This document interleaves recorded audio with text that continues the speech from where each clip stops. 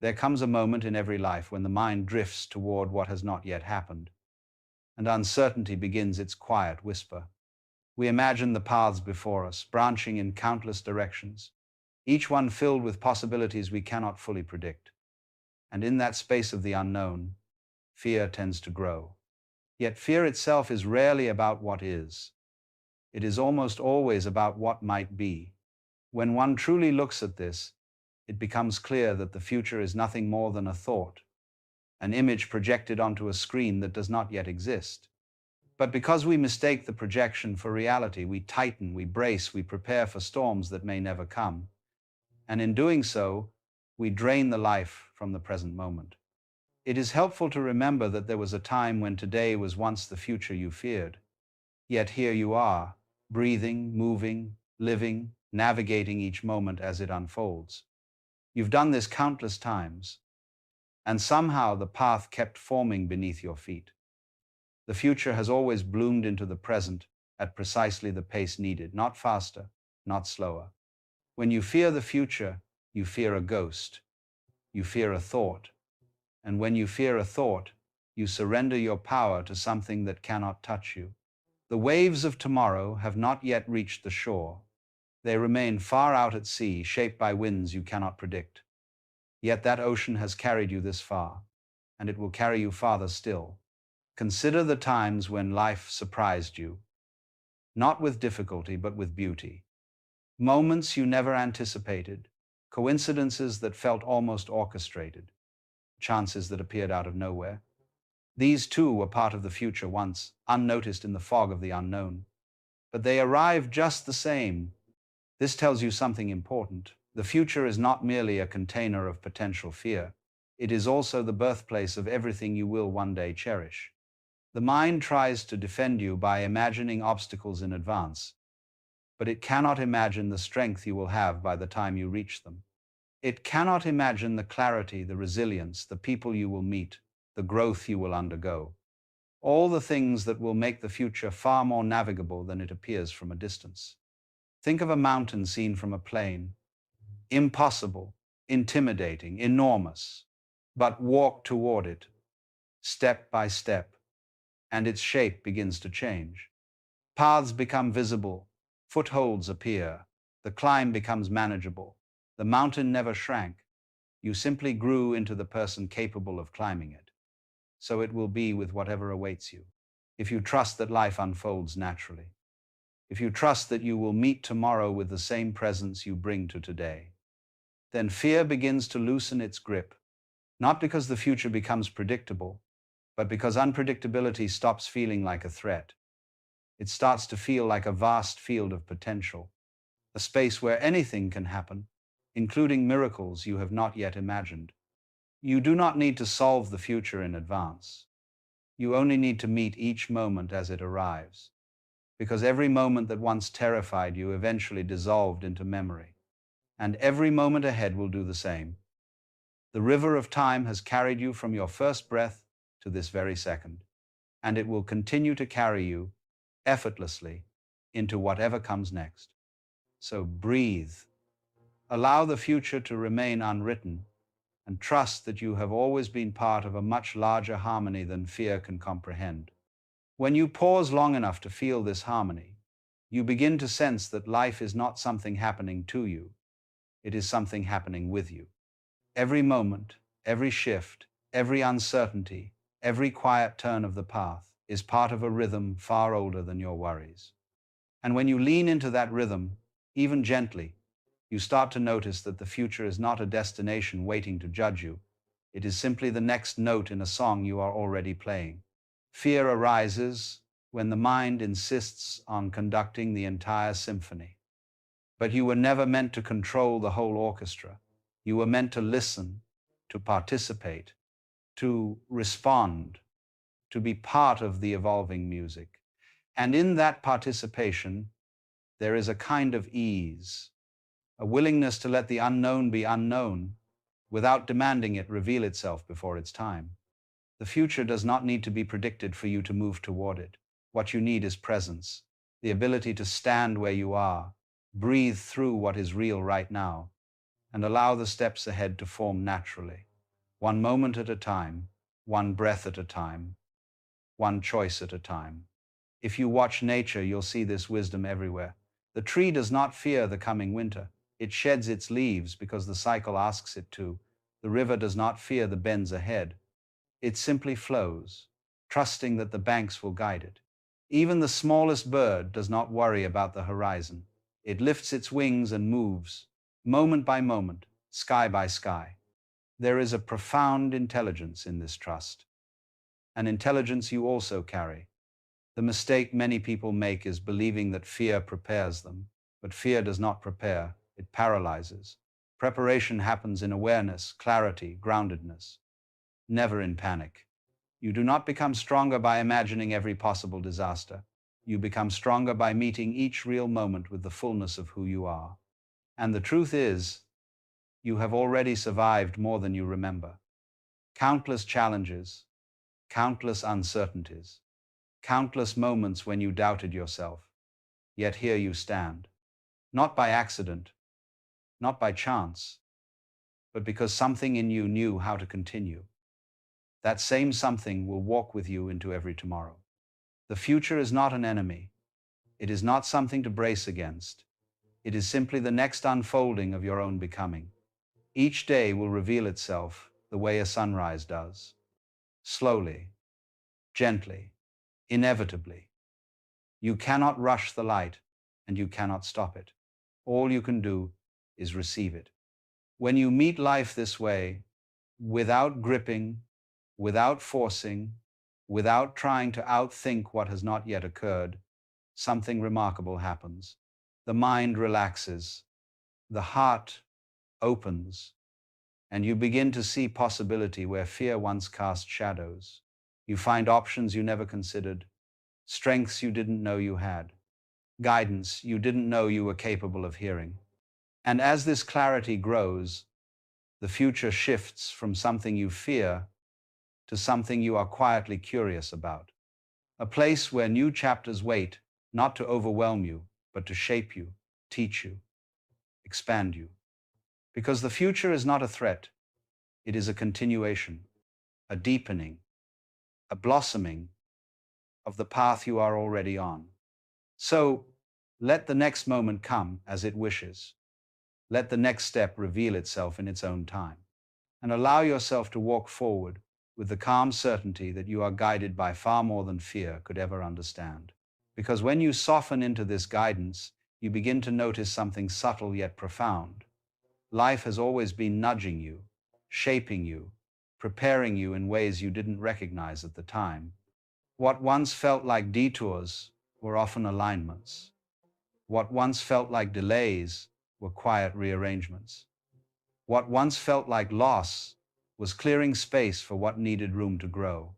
And as you see this more clearly, the grip of fear loosens just a little more. Fear thrives when you believe you are alone in navigating the unknown. But you have never been alone, not once. You have been carried by instincts you didn't choose, drawn by curiosities that emerged from nowhere, protected by decisions you didn't fully understand until much later. There is something within you that knows how to walk into tomorrow long before your mind catches up. Notice how each time you moved through uncertainty, you adjusted, you adapted, you found a way. Not because you predicted everything, but because you were present when it mattered. The future will ask the same of you. Not prophecy, not perfection, just presence. And presence is simple. It is the act of returning again and again to what is actually happening, instead of being pulled into the endless possibilities of what might happen. The mind loves to travel ahead, to sketch out outcomes in advance. But your life is lived here, breath by breath, in a rhythm too delicate and too alive to be captured by imagination alone. When you allow yourself to rest in this moment, even for a few seconds, you will feel the weight of the future lessen. You will feel the body unclench, the breath deepen, the thoughts slow down. In that quiet, you will remember something you often forget. You are capable, capable beyond the stories fear tells you. Fear focuses on limits, but life is constantly showing you your capacity. You have grown in ways you once thought impossible. You have endured things you were certain would break you, yet they didn't. Instead, they shaped you into someone wiser, stronger, more aware, and that growth did not stop. It continues, even now, even in silence. There will always be unknowns. There will always be moments where the path ahead seems dim, but the lack of visibility does not mean the absence of direction. Sometimes the path only reveals itself in the exact moment you take the next step, as if the ground rises gently to meet your foot. And in that act, that simple step, the future becomes less of a looming shadow and more of an unfolding companion. You do not need to fear what is coming, you simply need to remain open to it. Because the future is not fixed, it responds to you, to your choices, to your courage, to your willingness to move forward even when the next chapter is still unwritten. Every step you take shapes what comes next, transforming the unknown into experience, the abstract into reality, the feared into familiar. So breathe into the space ahead. Allow it to be wide. Allow it to be open. Allow it to be filled with possibilities you have not yet imagined. Trust that whatever arises, you will meet it with the same resilience that has carried you through every moment that once felt insurmountable. Because the future is not waiting to overpower you, it is waiting to meet the strength you have been cultivating quietly, day after day. Strength does not always appear as confidence. Sometimes it appears as gentleness, as patience, as the quiet willingness to keep going even when the way forward is unclear. And that willingness, that subtle courage, is far more powerful than fear could ever be. Fear often shouts. The future often whispers. And it is only when you listen closely, beneath the noise of anxious thoughts, that you can sense what is truly guiding you. Something steady, something calm, something unshaken by uncertainty. This inner steadiness has always been there, even in your most chaotic moments. And when you lean into it, you find that the unknown loses its edge. You begin to understand that the future is not a test you must pass. It is a landscape you will explore, a place where each moment introduces you to a new version of yourself, a place where lessons unfold naturally, without needing to be forced or feared, a place where you are allowed to grow at your own pace, without comparison, without pressure, without the weight of imagined expectations. And as this understanding deepens, you start to walk differently. Not with urgency, not with hesitation, but with a quiet, grounded confidence. The kind of confidence that understands that life is not rushing against you. Life is unfolding with you. You threw yourself into these games with complete conviction. You were absolutely the cowboy, totally the mother serving imaginatively cookers. But you never forgot, not really, that it was play. The moment your mother called you for dinner, you dropped the role without a second thought. You didn't cling to being the cowboy. You didn't suffer an identity crisis when the game ended. But somewhere along the way, we forgot how to play. We became what I call method actors in the theater of life. We got so absorbed in our roles that we forgot we were acting. We started believing that we really are the banker, the housewife, the success, the failure. And when you forget you're playing a role, the game becomes a prison. Now, when I say life is a game, I don't mean it's trivial or meaningless. Games can be incredibly important. He plays with intensity, with passion, with everything he's got. But he maintains what we might call a light touch. The first rule of this cosmic game is perhaps the most startling. You are not who you think you are. The person you call by your name, with your particular history, your specific worries and dreams, that's just your character in the game. It's a mask, a role you're playing so convincingly that you fooled even yourself. But who is the real you? Ah, that's where it gets interesting. The real you is the player, not the character. You are the awareness that can observe thoughts, feelings, sensations. You are the space in which all experiences arise and dissolve. You are, if you will, the stage on which the entire drama unfolds. Once you see this, really see it, the game changes completely. You realize you've been like an actor who got so lost in his role that he forgot he could take off the costume and go home. Suddenly you remember, you are not trapped in the character. You can play it skillfully, enjoy it thoroughly, but you don't have to be imprisoned by it. Here's another rule that most players miss entirely. The game has no final winning condition. There is no ultimate prize, no finish line where you can finally declare victory and retire. The whole point of the game is the playing itself. We've been taught to think of life as a journey, with a destination. But it's much more like music or dancing. You don't dance to get to a particular spot on the floor. You don't listen to a symphony to get to the final note. The meaning is in the movement, in the flowing, in the playing. But we've turned life into a race. We rush through childhood to get to adulthood. We hurry through school to get to our careers. We work frantically to reach retirement. And then we sit in our rocking chairs, wondering where it all went. We were so busy trying to get somewhere else that we missed the only place we ever actually were, which is here, now, in this moment. The game is always happening now. Not tomorrow when you'll be happier, not yesterday when things were better, but right now. This is the only time the game is actually being played. Yet most of us are like people at a concert who spend the entire performance reading the program notes, trying to figure out what's coming next instead of listening to the music that's playing right now. Another fascinating aspect of this game is that it's completely rigged in your favor. How's that? Well, no matter what happens to you, no matter what role you find yourself playing, you can't actually lose, because you are not just your character. You are the entire game itself. Think of it this way. In a dream, you might be chased by a monster, and it feels terrifying. But when you wake up, you realize you were both the one being chased and the monster doing the chasing. You were the entire dream. In the same way, you are not just one player in the cosmic game. You are the game playing itself. This might sound like mystical nonsense, but consider this. Every person who irritates you, every situation that challenges you, they're all part of your experience. They exist in your awareness. In a very real sense, the entire universe as you know it is happening inside your consciousness. You are not a small separate being struggling in a hostile world. You are the world, looking at itself through the eyes of what you call you.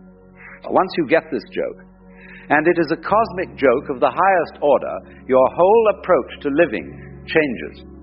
You stop taking everything so personally. When someone criticizes you, instead of getting defensive, you might think, here's the universe playing the role of the critic. How interesting.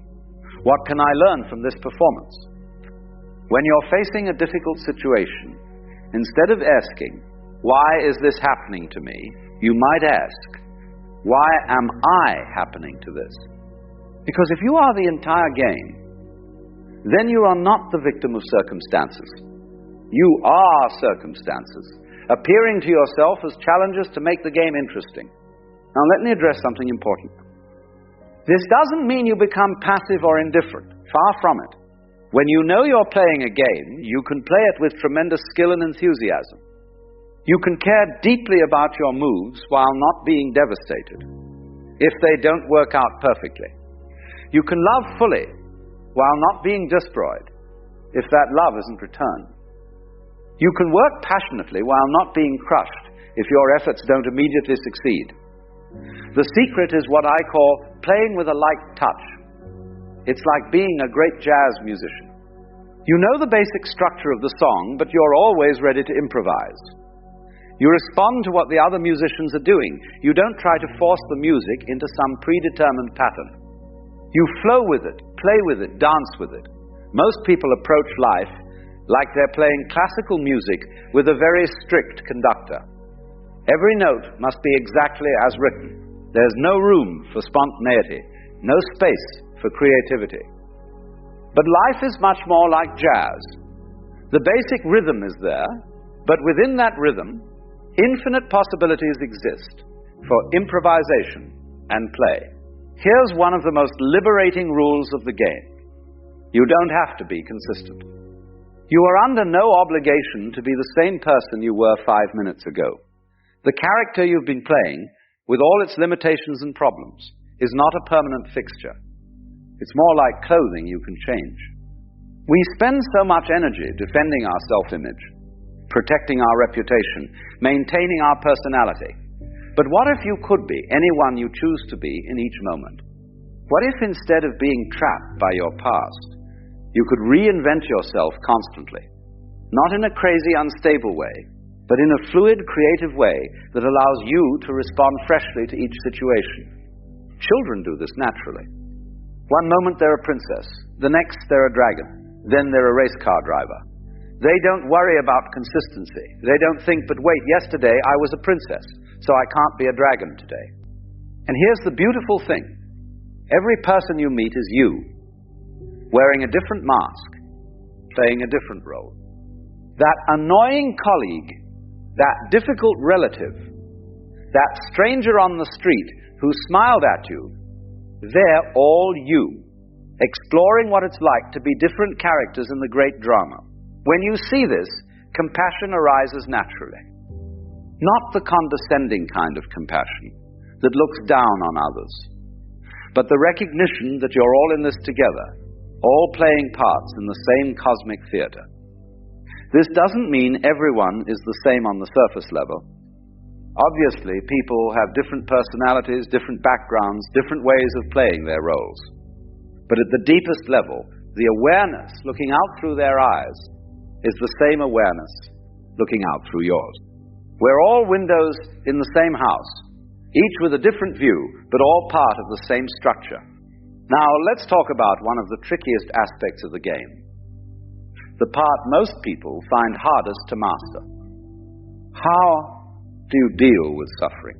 How do you play skillfully when the game seems to turn against you? When you're dealt what appears to be a losing hand? The first thing to understand is that suffering is not the same as pain. Pain is natural, inevitable. If you stub your toe, it hurts. If someone you love dies, you grieve. These are simply part of the human experience, part of what makes the game interesting and complete. But suffering, that's different. Suffering is the story we tell ourselves about the pain. It's the resistance to what's happening, the demand that life be different than it is. Pain says, this hurts. Suffering says, this shouldn't be happening. It's unfair. It means something terrible about me or my future. When you understand this distinction, you can learn to experience pain without adding the extra layer of suffering. You can feel sadness without the story that you should be happy. You can face challenges without the narrative that you're a victim. You can encounter setbacks without the drama that your life is ruined. Think of it like weather. Sometimes it rains, sometimes it shines. The sky doesn't resist the rain or cling to the sunshine. It simply allows whatever weather is happening to happen. You can approach your inner weather the same way. Sometimes you'll feel joyful, sometimes sad, sometimes confused, sometimes clear.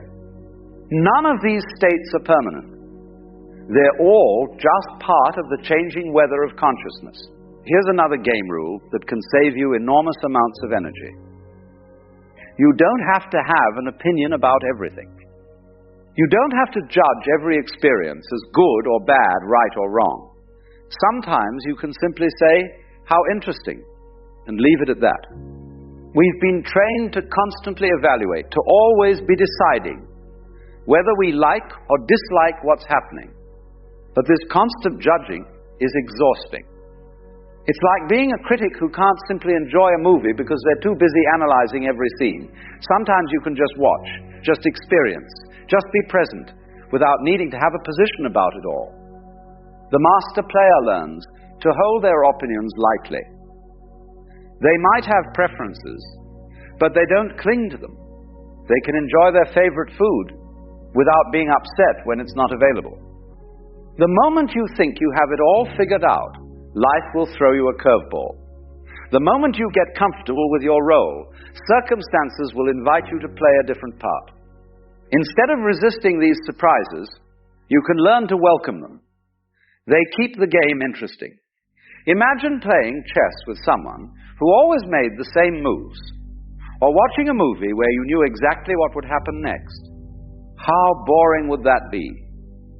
The surprises, the plot twists, the unexpected turns, these are what make life an adventure rather than a tedious routine. When you stop needing to control every detail, when you develop what we might call a taste for surprise, you begin to find life endlessly fascinating rather than constantly frustrating. Now, one of the most liberating discoveries you can make about this game is that there are no real mistakes, only experiences. What you call failures are just experiments that didn't work out as expected. What you call successes are experiments that exceeded your expectations. But they're all just data points in the grand experiment of being human. A child learning to walk doesn't call it failure when they fall down. We think we should be able to do everything perfectly on the first try. We think mistakes are signs of inadequacy rather than natural parts of the learning process. We turn every stumble into evidence that we're somehow deficient. What if you could approach your whole life with the same attitude that child has toward learning to walk? What if every mistake was just information? Every failure, just feedback? How much lighter would you feel if you weren't carrying around all that self-judgment about your imperfect performance? Here's something else about this game that might surprise you. The best players are often the ones who appear to be playing the least. They move through life with a kind of effortless ease, not because they don't care, but because they've learned to work with the natural flow rather than against it. It's like the difference between swimming upstream and floating downstream. Both require skill, but one is exhausting while the other is energizing. When you understand the currents of life, when you learn to read the patterns of existence, you can accomplish much more with much less effort. This doesn't mean being lazy or passive. It means being intelligent about when to act and when to wait, when to push and when to yield. It means developing what the Chinese call Wu Wei, which is often translated as non-action, but really means action that is perfectly appropriate to the situation, like water flowing around rocks in a stream. Water doesn't try to fight the rock. It simply flows around it, and in doing so, it gradually wears the rock away. This is the power of the gentle approach, the light touch. The skillful player who understands that force is rarely the answer to life's challenges. Another crucial aspect of mastering this game is learning to play multiple roles simultaneously, without getting confused about which is which. Abunabhausen anamnukal battle. You hear of a point of masteral, and from Bukabal of the Psalms is Tilaza. Each role has its own requirements, its own costume, its own way of being. The skillful player can move fluidly between these roles without losing their center. They can be tough in business negotiations and tender with their children. They can be a student in one context and a teacher in another. They don't get stuck in any single identity.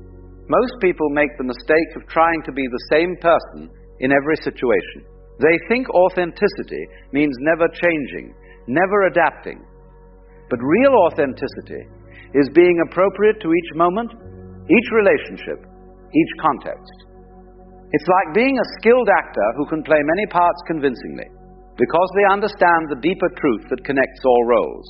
Now let me tell you about one of the most profound discoveries you can make about this game. The rules are not fixed. They can change, and often do, based on how you choose to play. This is where the game becomes truly magical. Most games have rigid rules that everyone must follow. But the game of life is more like a collaborative improvisation, where the rules evolve as you play. Your choices, your attitudes, your ways of being actually influence how the game unfolds for you. If you approach life with fear and suspicion, you tend to encounter situations that confirm your fears. If you approach it with curiosity and openness, you tend to find opportunities and adventures. If you play the role of the victim, you'll find plenty of people willing to play the villain. If you play the role of the hero, you'll discover your own capacity for courage and creativity. This isn't just positive thinking or wishful fantasy. It's recognition that consciousness is not passive. It's not just observing reality. It's participating in its creation. Your awareness, your attention, your choices are all active ingredients in the unfolding of your experience. Here's one of the most beautiful aspects of the game. Everyone gets to win, but not in the way we usually think of winning. The usual idea of winning involves someone else losing. But in this cosmic game, your victory doesn't require anyone else's defeat. In fact, the more skillfully you play, the more you help everyone else play skillfully too. When you're truly happy, you don't make others miserable. You inspire them to find their own happiness. When you're genuinely peaceful, you don't create conflict. You help others discover their own peace. When you're authentically yourself, you don't diminish others. You encourage them to be authentically themselves. This is why the masters, the really skillful players, often seem to be playing an entirely different game from everyone else. They're not competing, they're not trying to prove anything. They're not keeping score, they're simply playing for the pure joy of playing, and somehow everyone around them starts playing better too. Let me share one final rule, perhaps the most important one. The game never actually ends. What you call death is just changing costumes, changing roles, changing the scenery. The player, the real you, the awareness that has been watching this whole performance that continues, when you truly understand this, it changes everything. You stop being so desperate to cling to your current role. You stop being so terrified of change. You realize that you are not just playing in the game. You are the game, playing itself, exploring infinite possibilities through countless characters and stories. And so here we are, at the end of our little exploration together, though of course there is no real end, just as there was no real beginning. There is only this eternal now, this endless game, this magnificent play of consciousness discovering itself through every possible form and experience. The next time you find yourself taking life too seriously, remember what I've told you today. You are not a struggling individual trying to survive in a hostile universe. You are the universe itself, playing at being an individual, exploring what it's like to apparently struggle, apparently succeed, apparently fail, apparently win. It's all play. It's all dancing. It's all music. And you are both the composer who only have sung the dance around the drum. Play skillfully, play joyfully, play with that light touch that comes from knowing it's all one magnificent cosmic game. And remember, in this game, everyone gets to be the winner. Because everyone is you, and you are everyone, and we're all just the one consciousness, playing at being many. The game never ends. It only changes form. And what a delightful game it is. There comes a time, you see, when the strength you've always carried begins to tremble beneath its own weight. You wake up one morning, and though nothing terrible has happened, you feel as though you've been carrying the world for too long. People still say you're strong, that you handle things well, that you always seem composed, but inside there's a small voice whispering, I can't keep doing this. Not because you've failed, but because somewhere along the way, strength became a costume. We are taught from a very young age that to survive, we must be strong, to stand firm, to endure, to push through. But the problem is, we're rarely told what kind of strength we're supposed to have. So, we begin to mistake hardness for resilience, silence for composure, and endurance for peace. We think being strong means not breaking, but in reality, life was never about being unbreakable.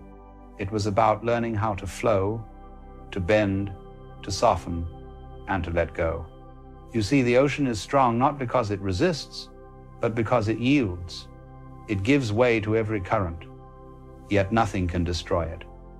And so it is with us. The strength you've been chasing, the strength you've been praised for, is the kind that hides pain under control. But true strength, the kind that comes from being alive, doesn't need to control anything. It is the quiet acceptance of what already is. When you are tired of being strong, it is not a sign of weakness. It is the beginning of wisdom. Because the kind of strength that exhausts you was never truly yours, it was borrowed from fear. The fear of falling apart, the fear of being seen, the fear of disappointing others. You've held everything together for so long that the idea of letting go feels like dying. But perhaps that's the point. A kind of death is necessary before you can be alive without pretending. Most people live as if life is a test of endurance. They measure their worth by how much they can withstand. But what happens when endurance becomes emptiness? When you've been so composed, so self-contained, that you've forgotten what it feels like to be held by something larger than yourself? The truth is, no one can carry life alone. The river doesn't push itself forward. The tree doesn't lift itself toward the sun. Strength, as nature shows, is always in cooperation with the invisible. So perhaps what you're feeling now, the exhaustion, the quiet ache, the sense that your inner walls are crumbling, is not failure at all. It's simply the moment life has chosen to remind you that strength was never the goal. Presence was. You've been so good at holding things together that you've forgotten what it feels like to fall apart safely. And that is why you're tired. Not because you're broken, but because you've been living as though the whole universe depends on your composure. Imagine, just for a moment, if you didn't have to hold it all. Imagine if the world didn't collapse when you stopped pretending to be fine. What if the strength you need now is not the kind that carries, but the kind that releases? To cry when you need to admit that you're lost, to rest without guilt. What if the most powerful thing you could do was nothing at all? To simply breathe, to be, to exist as you are, not as the person you've been performing, but as the being beneath all the performance. When you stop trying to be strong, something extraordinary happens. You begin to see that everything you were holding together never needed your strength to exist. Life keeps moving. The world continues to breathe, and you, too, begin to breathe differently, slower, deeper, without resistance. It's a strange kind of freedom to realize that your collapse is not a tragedy, but a transformation. It's the caterpillar dissolving in the cocoon. It doesn't fight to hold its form. It allows the melting, and what emerges is something it could never have imagined while it was clinging to its old identity. So, if you are tired of being strong, let that tiredness be holy. Let it be your teacher. Because the end of forced strength is the beginning of true surrender, and surrender is the birthplace of real power. You might think surrender means giving up, but that's only because you've been taught that control is safety. You've lived as though your grip on things is what keeps life from falling apart. Yet, if you watch closely, everything you love has always been beyond your control. The sunrise, the laughter of a friend, the timing of grace, none of it was your doing. And yet it arrived perfectly. Strength isn't about holding the tide. It's about learning to trust its rhythm. You see, we mistake life for something we must manage, when in truth, it's something we are invited to experience. When you are tired of being strong, it means you're ready to stop living from the surface. You're ready to let the current carry you back into your own depth. But there's something tender that happens in this stage. You begin to grieve. You grieve the person who always showed up, who never complained, who carried everything without asking for help. You grieve the mask of strength that protected you for so long, even though it was never meant to last forever. It kept you safe once, but now it's only keeping you distant. In that grief, something sacred unfolds. Compassion. You begin to see yourself not as the hero of your suffering, but as the child of the universe, fragile, imperfect, and completely loved. The universe does not demand that you be strong. It only asks that you be real. There's a peace that comes from realizing you no longer have to prove your resilience. You no longer have to appear put together to be worthy of rest. The truth is, you are not admired for your strength. You are loved for your being. And perhaps that's why you've grown so weary, because strength was never meant to be an identity. It was meant to be a moment. You were never supposed to stay strong forever. You were meant to soften again and again until you remembered how to feel. When you stop striving to be strong, your heart becomes available again. You begin to feel life's subtleties, the way silence hums, the way small moments expand, the way simple things like sunlight through a window can make you cry without reason. You rediscover what it means to be alive, not because you've regained your old strength, but because you found something deeper, the strength to be open. The world doesn't need your armor, it needs your aliveness. It doesn't need your perfect posture, it needs your presence. The real power of a human being lies not in endurance, but in receptivity, the courage to let the world touch you. So if you find yourself exhausted, unable to keep being strong, don't fight it. You're not falling behind. You're finally aligning. You're remembering that existence itself has always been strong enough to carry you. There is a hidden grace in reaching the end of your strength, because that's where you discover the strength of life itself. And life, you see, never needed you to perform. It only ever wanted you to be. And so, when you've stopped pretending to be strong, when the armor finally slips and you can't keep your composure any longer, something extraordinary begins to happen. It isn't loud and it isn't dramatic. It's quiet, almost invisible, like the sound of rain at dawn or the gentle exhale after a long-held breath. For the first time in perhaps years, you are no longer fighting life. You are letting it hold you. You begin to realize that the world was never asking you to carry it. All this time, you've been trying to shoulder what was always meant to flow through you. Emotions, moments, people, they were never possessions. They were passing clouds. And the moment you stop trying to hold them in place, the sky clears. It's strange, isn't it? You spend years believing that if you let go, everything will fall apart. But when you finally do, you discover that what falls apart was never real to begin with. The image of who you were supposed to be, the perfection you were meant to maintain, the reputation you worked so hard to uphold, they dissolve quietly. And beneath all that, you find something soft and alive, yourself, unguarded and free. Now, I don't mean that everything becomes easy. The waves of life will still come. The uncertainties will still whisper, but you meet them differently. You no longer brace for them, you breathe with them. You see, life has always been a rhythm, a dance between strength and surrender. You can't hold your breath through the entire song and still call it dancing. Real strength is a kind of participation. It's being able to stand in the storm without needing the storm to end. It's allowing yourself to tremble and still say, this too is me. In the great flow of things, what endures is not the rigid but the supple.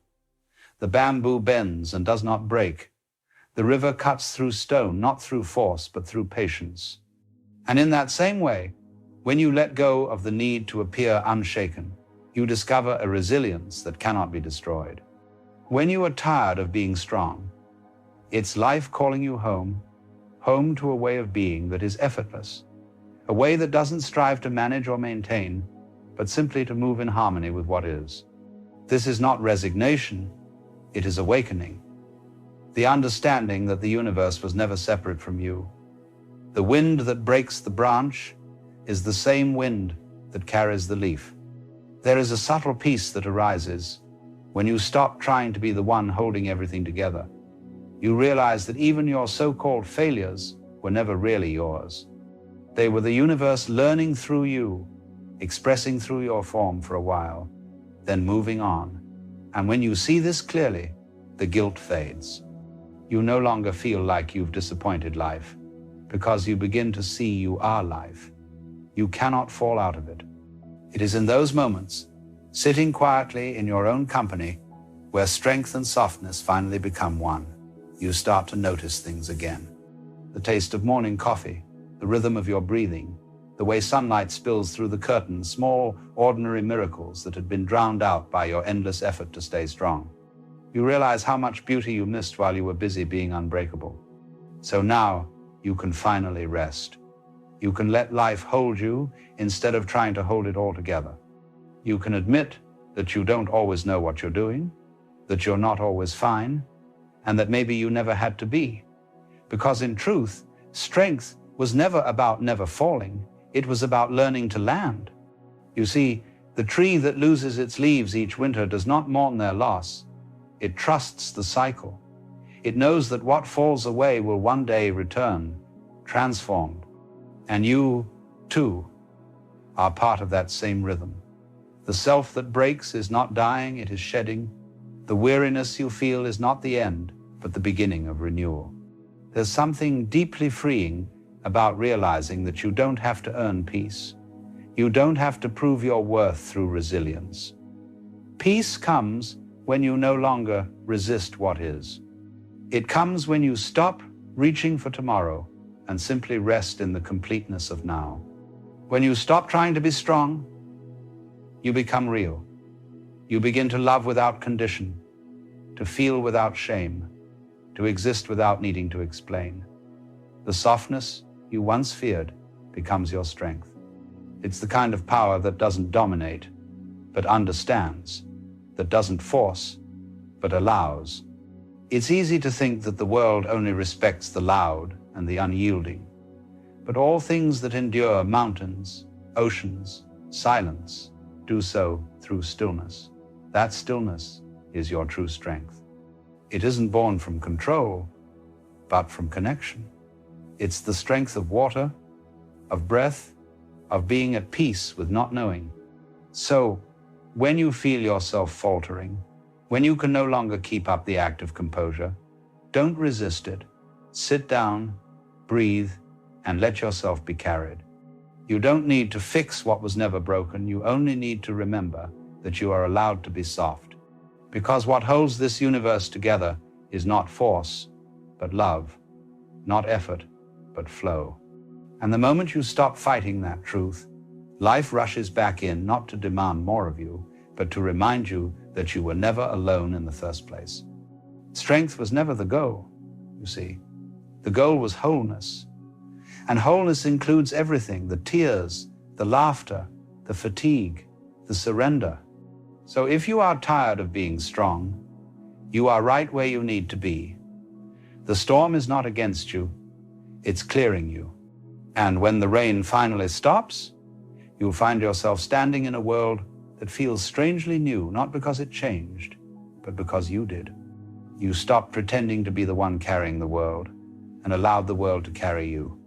And that, my friend, is real strength, the kind that needs no witness, no applause, no armor, the kind that simply is.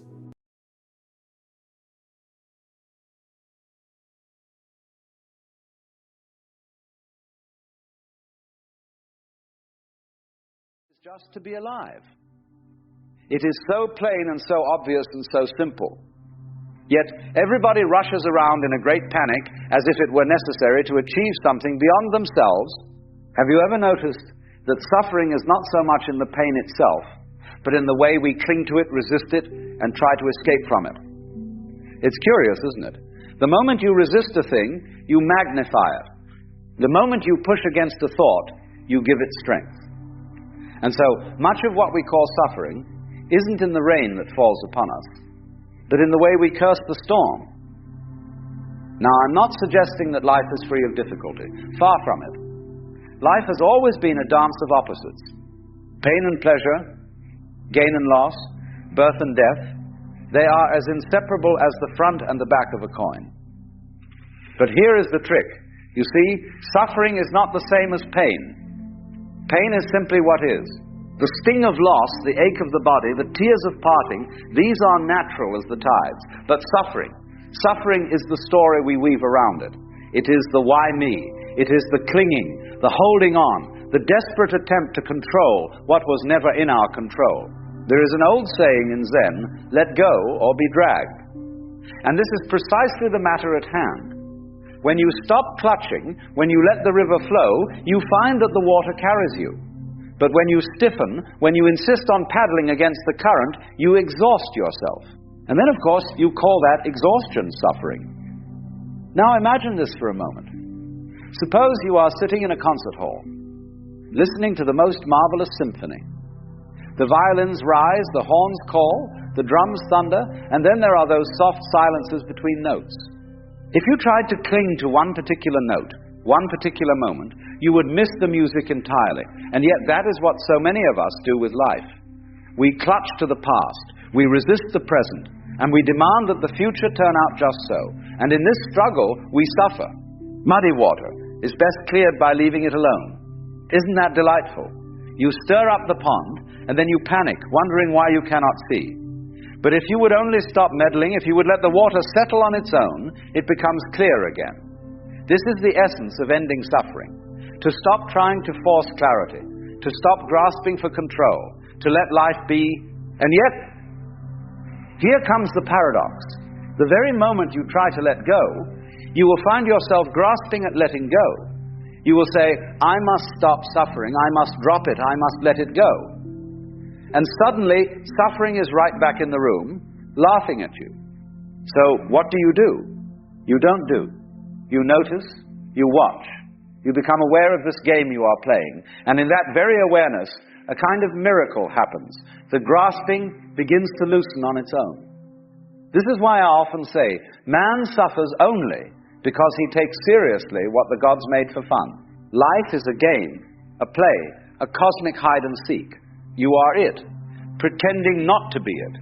You are the universe playing at being a person.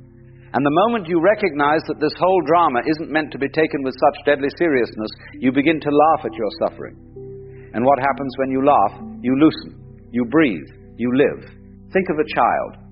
A child falls, scrapes its knee, and within moments they are up again, laughing, running. The pain is there, yes, but it has not yet solidified into suffering. Why?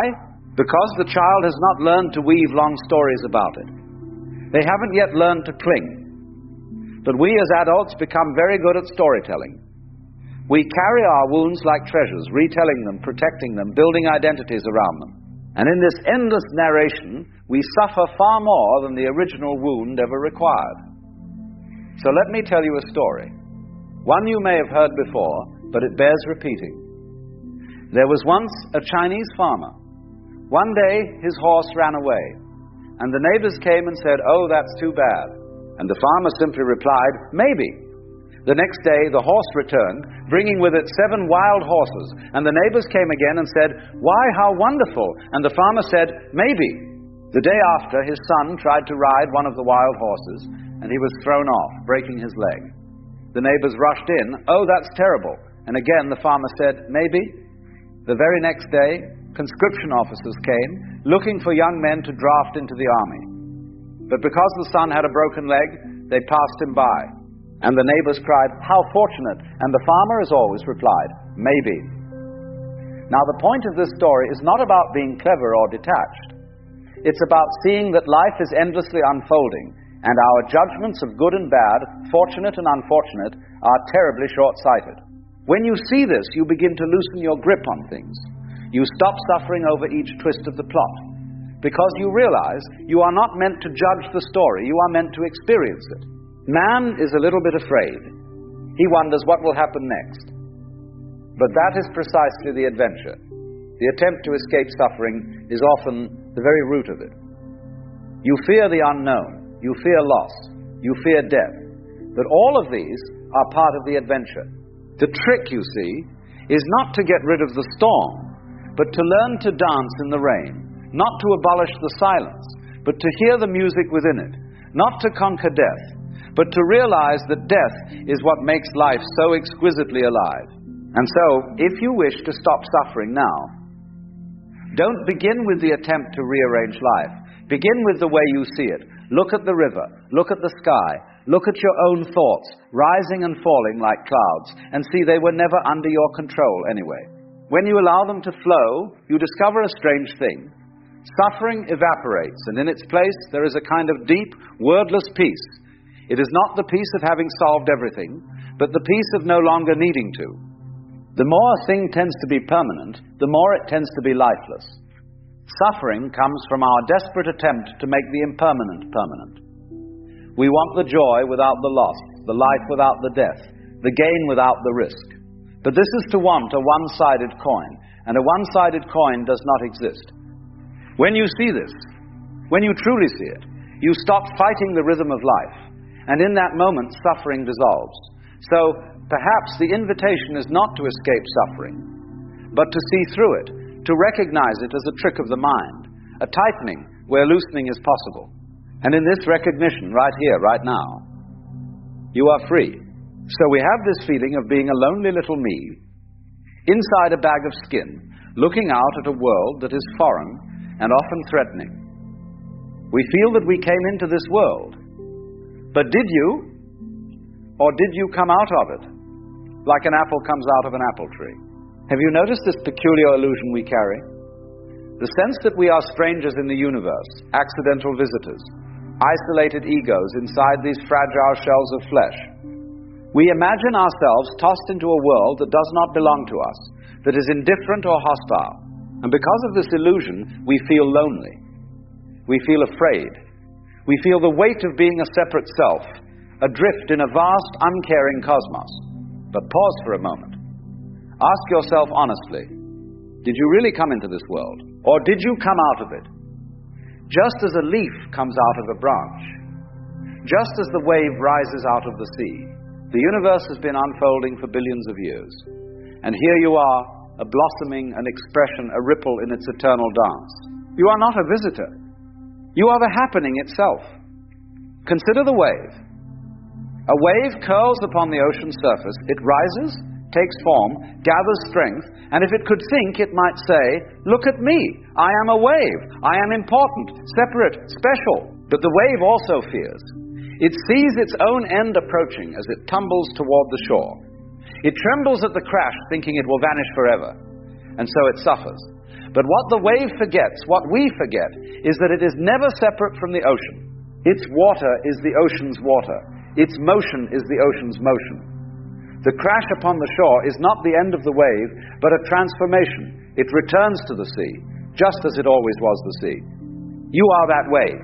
You may call yourself by a name, John or Jane, but your true identity is oceanic. You are the universe itself, playing at being a temporary ripple.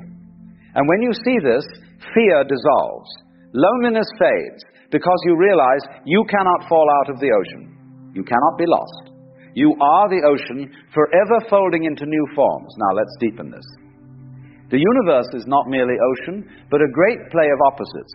Light and dark, sound and silence, life and death. We live in a system of polarity. The crest of the wave cannot exist without the trough. The heartbeat itself, systole and diastole, contraction and expansion. If the heart stopped alternating, you would not be alive. Yet what do? We try to cling to one side and reject the other. We worship the light but curse the darkness. We chase pleasure but resist pain. We want to live but we fear death. And here is the trick. You cannot have one without the other. It's like trying to play a game of chess with only white pieces, or trying to listen to music with only sound and no silence. The opposites define one another. Without the background of night, the stars would not shine. Without silence, music would be meaningless. Without death, life would lose its urgency, its beauty. But suffering arises when we forget this is a game, when we treat one side as an enemy to be conquered, rather than a partner in the dance. The yin-yang symbol, you see, is not static. It's always turning, always flowing. The black contains the seed of white, and the white contains the seed of black. They chase one another like lovers, like dancers. The universe is not at war with itself. It is in love with itself. It is playing, it is dancing. And you are one of its graceful movements. Now let's take another metaphor. Imagine life as a grand theater. The curtain rises, the actors step onto the stage, and the play begins. To be a good actor, you must believe in your role. If you are playing the tragic hero, you must weep real tears. If you are playing the clown, you must laugh with all your heart. But the great actor never forgets. This is a role. The tears are real, yet they are also play. When the curtain falls, the actor steps off stage, removes the costume, and goes home. Now here is the human predicament. We have forgotten we are actors. We are stuck on the stage, utterly convinced the play is reality itself. We take our role as John or Mary with such seriousness, such gravity, that we suffer as if the play were eternal. But what happens when you remember, when you see that the role is temporary, that the curtain will fall? You do not stop acting. In fact, you act even better, because you can give yourself fully to the role, knowing it is not the whole of you. You are not just the actor, you are the audience, watching the play unfold. You are the playwright, weaving the story. You are the stage itself, upon which the drama appears. And when you realize this, the tragedy loses its sting, the comedy sparkles, and even the sorrows of life become part of the magnificent performance. But perhaps the deepest illusion of all is the sense of separation. This feeling of being a lonely little me, trapped in a bag of skin, peering out at a world that is other. Science will tell you quite correctly that your body is made of stardust, that the iron in your blood was forged in the heart of stars that exploded billions of years ago, that the breath you inhale right now was exhaled by trees, and the breath you exhale is food for them. You are not separate from the environment. You are the environment. You don't live in the universe. You are the universe, living as this particular form for a little while. The illusion of being separate is the root of fear, and thus the root of suffering. Because if you believe you are only this fragile ego, you must constantly defend it, protect it, cling to it, and of course it feels terrifying to lose it. But when you see through the illusion, when you realize you are the ocean, the wave, the actor, the stage, the whole cosmic drama, then death itself loses its teeth. Because how can the universe lose itself? It is only changing costume, only shifting masks, only moving from one dance to another. Let me share with you one final image. The Hindus say the universe is a game of hide and seek. God, or Brahman, hides from himself by becoming us, by becoming the world of forms, by pretending to be you and forgetting. Why? Because there is no fun in playing a game where you already know the ending.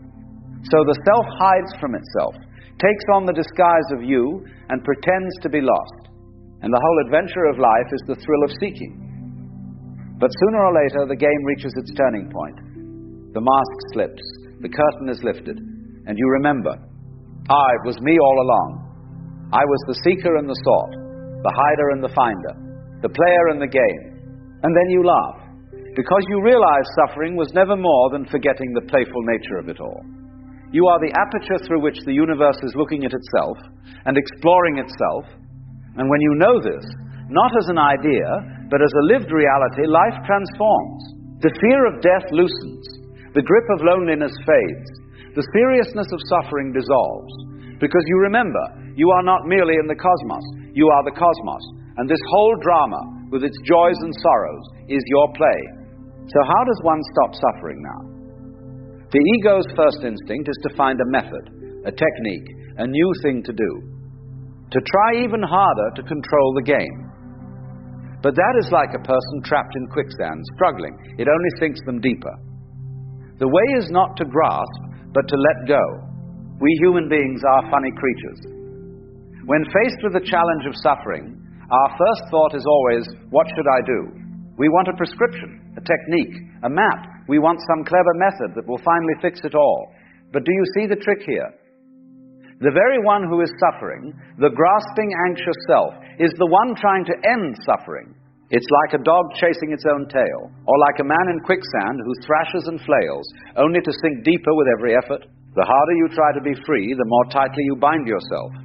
Because the very act of trying is rooted in resistance, and resistance is the seed of suffering. This is why control never quite works. You say to yourself, I must let go, I must relax, I must trust, and already you are clutching at relaxation, grasping at trust, forcing yourself to let go. It's absurd, isn't it? And yet, this is the human predicament. We try to control the uncontrollable. We try to clutch the river with our hands. And then we wonder why we come up empty. Letting go is not something you do. It is what happens when you see that there is nothing to hold on to. It's like opening your hand and realizing it was empty all along. It is that we are constantly labeling events as good or bad, fortunate or unfortunate, based on a tiny sliver of perspective. But the truth is, we do not know. We cannot know. The story is still unfolding. Our endless judgments, our compulsive labeling, they are the very roots of anxiety. We live in constant tension, afraid of what may come, desperate to hold on to what we call good, terrified of what we call bad. But if we could live like the farmer, with that soft smile of maybe, suffering would dissolve like morning mist. So then, what is the alternative? If not control, if not judgment, what is left? Attention. Pure, unfiltered, childlike attention. Instead of trying to change what is, try simply to look at it. Feel the anxiety in your chest. Don't call it bad. Don't try to fix it. Just feel it as it is. Listen to the sound of the rain on the roof. Don't call it pleasant. Don't call it unpleasant. Just listen. Look at the light filtering through the trees. Don't say, how beautiful. Don't say, how ordinary. Just look. And when you do this, something miraculous happens. The world, which had grown flat and gray, suddenly becomes alive again. Everything shimmers with mystery, as if seen for the first time. You become like a child, and for a child, everything is gee whiz. The most ordinary pebble is a jewel. The most common insect is a dragon. The whole world is vibrant, alive, radiant. Now, I must warn you to live this way feels like living without a net, because the ego desperately wants guarantees. It wants security, certainty, a safety rope to cling to. But life offers no such thing, and that, my friends, is its beauty. The tree does not ask for a guarantee of spring. It simply blossoms. The bird does not demand a contract with the sky. It simply spreads its wings and flies. Living without a net is to realize you don't actually have to let go, because there is nothing to hold on to. There never was. You see, all along, you have been like a man clutching at empty air, imagining it was a rope. And when you finally look, you laugh because there is nothing to release. You are already free. This is the wisdom of unknowing. We are so desperate to know, to pin down, to fix, to explain. But what if we could rest in the vastness of not knowing? What if we could meet each moment without the burden of labels, without the need for certainty? Then life would not be a problem to be solved, but a mystery to be lived. The river flows, and you flow with it. The wind blows, and you bend with it. The stars burn, and you burn with them. There is no plan to follow, no secret key to find. There is only this moment, this breath, this dance. And when you see this, you discover a peace deeper than answers. The peace of not needing to know, the peace of simply being. And here comes the final joke of it all. The very thing you have been searching for, freedom, peace, the end of suffering, was never hiding. It was here all along. It's like looking for your own head. You can twist and turn, peer into every mirror, ask every teacher, but you will never see it directly, because it is what you are looking from. In the same way, you are the very freedom you seek. You are the very peace you long for. You are it. Always, already here. And the moment you stop searching, the moment you stop touching, you see it like a joke that was waiting all along. And then perhaps you laugh. The real you is not a puppet which life pushes around. The real deep down you is the whole universe. And when you realize this, that there is no rope to grasp, no net to fall into, no separate self to protect, you stop struggling, you stop suffering, and you live. Not tomorrow, not when you figured it all out, but now, always now. So here we are, my friends, at the final turn of this little journey together. We began with a knot, the knot of suffering, the sense that you are a lonely little creature, cast adrift in a vast and hostile universe. And perhaps along the way you've noticed that knot beginning to loosen. Not by force, not by pulling at it, but simply by seeing it for what it is, an illusion. You see, all along, the suffering was not in life itself, but in the way we held on to it. The way we tried to freeze the dance into a still photograph. The way we insisted on being the permanent guest in an impermanent party. And life, of course, refuses.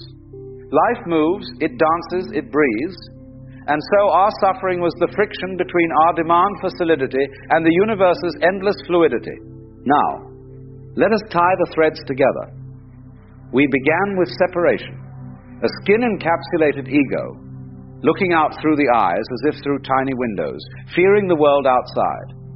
We discovered that this little self, this lonely I, is no more than a mask, a role in a play.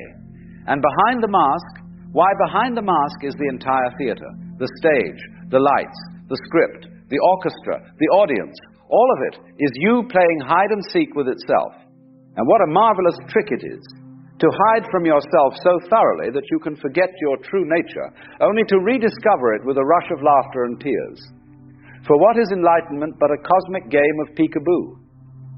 You hid, and now you see. And so, let me remind you of something very important. Life is not a journey with some grand prize at the end. It is a symphony. You don't play the symphony to get to the end of it. No one listens to Beethoven's Ninth and says, "Oh, I can't wait for the final note." That would be absurd. No, you listen for the play of notes, the rise and fall, the silence between the sounds. Life is precisely like that. It is a song.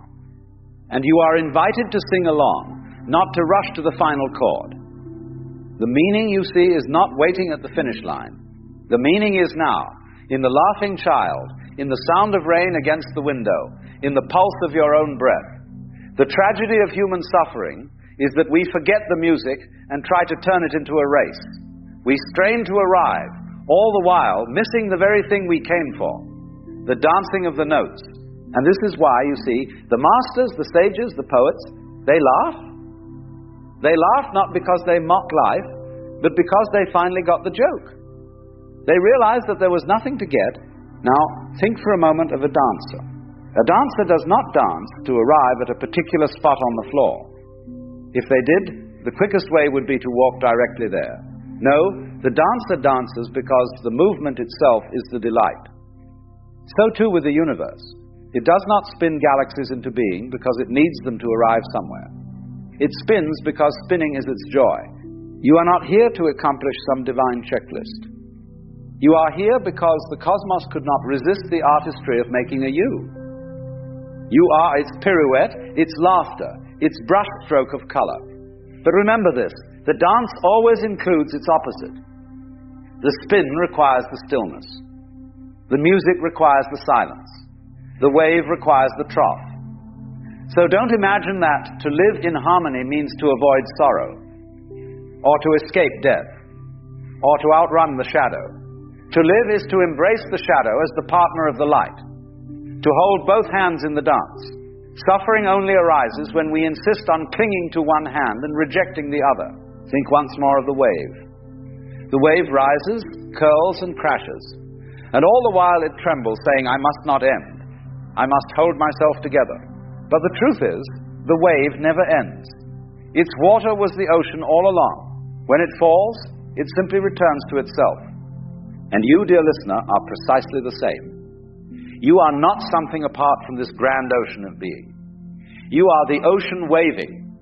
And when you fall, you do not end, you return. So breathe. And in that breath, realize it is not you breathing. It is the cosmos breathing through you. And so, perhaps you wonder, what am I to do now? And the marvelous answer is, nothing in particular. Or rather, everything. There is no prescribed action, no secret key, no final step. The great relief of awakening is that life no longer needs to be conquered. You don't need to force it into meaning. It is meaning already. Just as a flower does not bloom with an agenda, you do not need one either. You are not a problem to be solved. You are a mystery to be lived. Try this. Tomorrow morning, as you step outside, don't name anything you see. Don't call it tree, don't call it bird, don't call it sky. Just look, just listen. Let the universe wash over you, without the filter of labels. You will find it is alive, shimmering miraculous, because you have stopped trying to make it fit into the tight little boxes of thought. So let me invite you now, the next time anxiety rises, See if you can notice it not as an enemy, but as a ripple in the dance. The next time sorrow comes, see if you can cradle it gently, like a violin note in the symphony. And the next time joy visits, welcome it, but don't cling to it. Let it pass too, for everything is part of the rhythm. Remember, you are not merely listening to the music, you are the music. Let us end, then, with this. You are a function of what the whole universe is doing.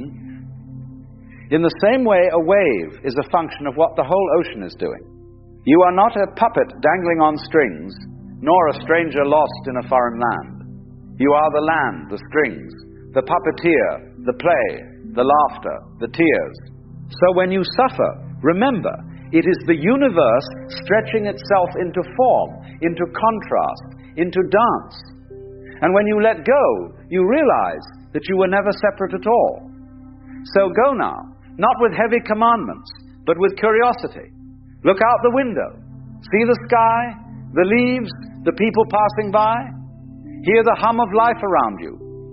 Don't name it, don't judge it, just let it sing to you. For in the end, there is no end. Only the eternal music, the endless dance of energy. And in that knowing, suffering dissolves. Right here, right now. Why is it that so many people who are spiritually sensitive, who seem to have this inner knowing, this capacity for awareness, were born into families that were, shall we say, less than ideal? Families that were dysfunctional, toxic, painful. And you might think, well, if the universe is so wise, if there's some kind of intelligence behind all this, why would it put these sensitive souls into such difficult circumstances? But what if I told you that this is not a mistake?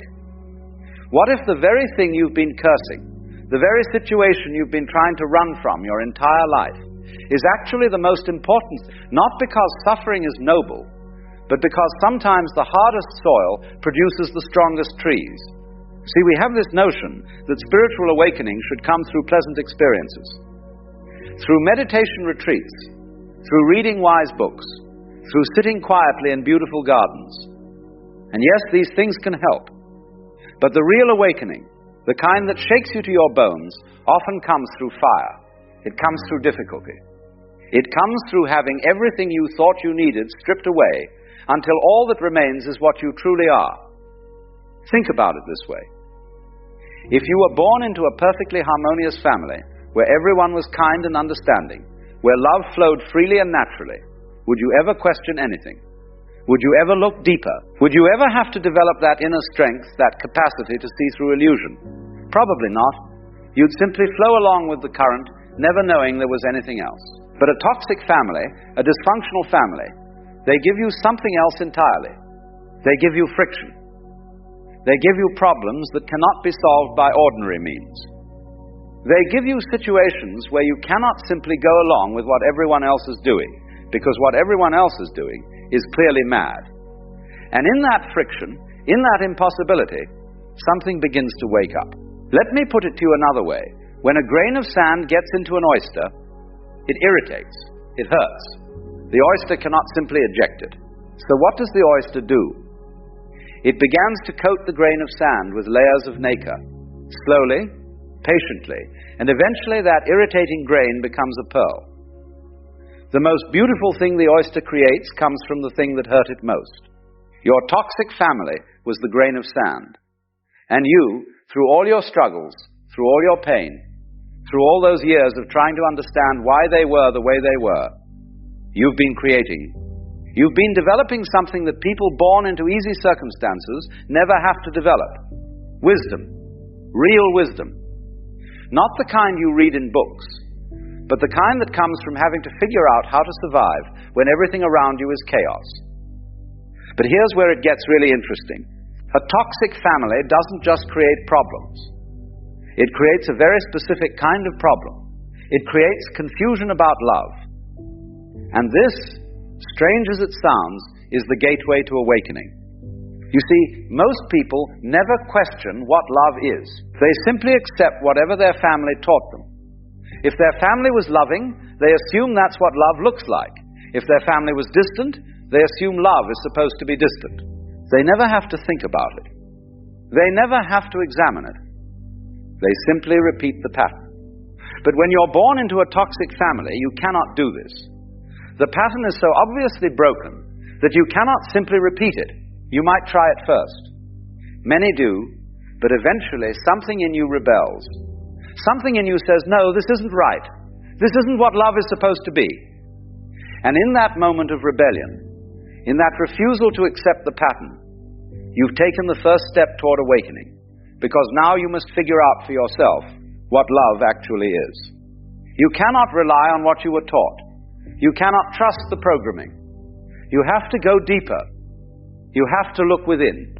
You have to discover what love means when it's not mixed up with manipulation, with control, with conditions, with all the garbage your family attached to it. Not to suffer, though there was suffering. Not to be damaged, though there was damage. But to be forced to wake up, to be forced to question, to be forced to look deeper than most people ever have to look. Now, I want to be clear about something. This doesn't mean the pain wasn't real. It doesn't mean what happened to you was okay. It doesn't mean you should feel grateful for abuse or neglect or whatever it was your family did. That would be missing the point entirely. The pain was real. The damage was real. What happened to you was not right. But here's the thing about reality. It doesn't care about our ideas of right and wrong. A tree doesn't grow straight by being kept in a greenhouse. It grows straight by being bent by the wind, by having to reach for the light, by having to develop deep roots to keep from being blown over. The wind is not kind. The wind is just wind. But without the wind, the tree would never develop strength. Your family was the wind. And you, whether you know it or not, have been developing roots that go very deep. Roots that most people never have to grow. And those roots, that depth, that's what makes you capable of understanding things that others cannot understand. Think about the people you know who had easy childhoods. Pleasant, comfortable, everything handed to them. What are they like now? I'm not saying they're bad people. But often, they have a certain shallowness to them, don't they? A certain inability to grasp the darker, deeper aspects of life. They live on the surface because they've never had to go beneath it. They believe in fairy tales because their life has been something of a fairy tale. But you cannot believe in fairy tales. You've seen behind the curtain. You know that families can be cruel, that parents can be selfish, that love can be twisted into something ugly. And while this knowledge was painful to acquire, it has made you real in a way that protected people never become. You've been stripped of illusions. And while most people spend their entire lives clinging to illusions, you don't have that luxury. You had to see things as they actually are. And seeing things as they actually are, that's the beginning of wisdom. That's the beginning of spiritual awakening. Now let's talk about something else. Something that might make you uncomfortable. Because here's a truth that's hard to accept. Your family wasn't just toxic to you.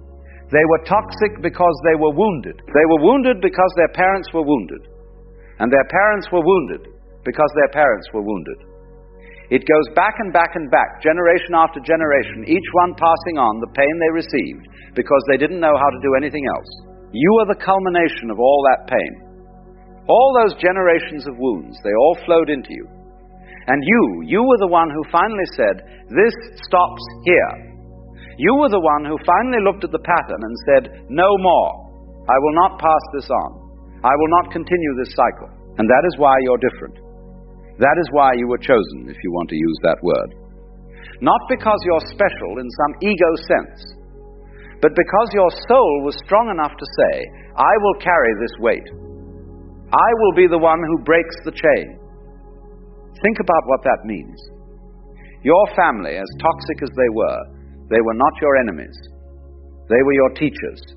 Terrible teachers, yes. Teachers who taught through pain rather than love.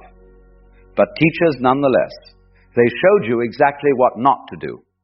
They showed you exactly what happens when people don't wake up, when they don't question, when they simply repeat the patterns they inherited. And by showing you what not to do, they forced you to figure out what to do. They forced you to become conscious. They forced you to choose. Because you see, that's the real gift. Choice. Most people never have to choose how to be. They simply are what their family made them. They're automatons, robots, running on programming they never questioned. But you had to choose. You had to consciously decide what kind of person you wanted to be. You had to consciously decide what you believed love was. You had to consciously decide what values you would hold, what kind of relationships you would have, what kind of life you would build. Nothing was automatic, nothing was given. Everything had to be chosen. And in that choosing, in that constant, difficult work of choosing, you became awake. You became conscious. You became, in the truest sense, yourself. Not what your family wanted you to be, not what society expected you to be, but what you, in your deepest knowing, chose to be. Now here's where people often get confused. They think awakening means being happy all the time, being peaceful all the time, being detached from everything. But that's not awakening. That's just another kind of sleep, another kind of escape. Real awakening means seeing clearly. It means understanding the patterns. It means recognizing that your family's behavior was not about you. It was never about you. It was about them, their wounds, their pain, their inability to love, because they had never been loved properly themselves. And when you see this, really see it, something extraordinary is happening. The anger begins to dissolve. Not because you force it to, not because you think you should forgive, but because you finally understand. You understand that they were not villains. They were wounded people acting out their wounds, unable to do anything else because no one ever showed them another way. Does this mean you have to have a relationship with them? No. Does this mean you have to trust them? Absolutely not. Does this mean you have to subject yourself to their toxicity? Not at all. Understanding is not the same as allowing abuse. Compassion is not the same as being a doormat. You can understand someone completely and still choose to stay away from them. You can have compassion for their wounds and still protect yourself from their behavior. These are not contradictions. These are simply different levels of understanding. The truly awakened person knows this. They know that protecting yourself is not the same as hating. They know that setting boundaries is not the same as being cruel. They know that you can wish someone well while also wishing them well from a great distance. And this is the freedom that comes from having been born into a toxic family. You learn to love without attachment. You learn to care without being consumed. You learn to see people clearly without judgment. Because you've had to do all these things with your own family. People from healthy families, they often struggle with this. They feel guilty for setting boundaries. They feel selfish for prioritizing their own needs. They confuse love with sacrifice, with enduring pain, with putting up with behavior that damages them. Because that's what they were taught. But you learned a different lesson. You learned that real love includes boundaries. That real love sometimes means saying no. That real love sometimes means walking away. Not with anger, not with hatred, but simply with the clear understanding that this situation is not good for you, and you have every right to choose situations that are. This is spiritual maturity. This is what most people spend lifetimes trying to learn. And you learned it early because you had no choice. Your family gave you an advanced course in what love is not. And in learning that, you also learned what love is. Let me share something with you. The most spiritually awake people I've ever known, they all had difficult childhoods. All of them. And for years I wondered why. Why does suffering seem to be the common denominator in awakening? And then I realized it's not about the suffering. It's about the questioning that suffering produces. When life is easy, you don't question. You don't have to. But when life is hard, when it doesn't make sense, when the people who are supposed to love you hurt you instead, you start asking the big questions. Why am I here? What is this all about? What is real and what is illusion? These questions, these are the questions that lead to awakening. Your toxic family pushed you to ask these questions early. They pushed you to look for meaning in a situation that seemed meaningless. They pushed you to find love in yourself because you couldn't find it in them. They pushed you to develop an inner life because the outer life was too painful. And in developing that inner life, in turning inward because the outer world was so harsh, you found something most people never find. You found your true self, not the self your family wanted you to be, not the self society expected you to be, but the self you actually are, beneath all the conditioning, beneath all the wounds, beneath all the stories. This self, this true self, it was always there. But most people never discover it because they never have to look for it. They're too busy living on the surface, too busy being who everyone expects them to be. But you had to dig deep because the surface was unbearable. And in digging deep, you struck gold. Now here's the final piece of this understanding. Your awakening is not just for you. It's for everyone. It's for your family, even though they may never acknowledge it. It's for the generations that came before you, because in healing yourself, you heal the ancestral line. And it's for the generations that will come after you, because you've broken the pattern, you've stopped the cycle. You've said, this madness ends with me. This is what it means to be spiritually awake. It's not about being better than others.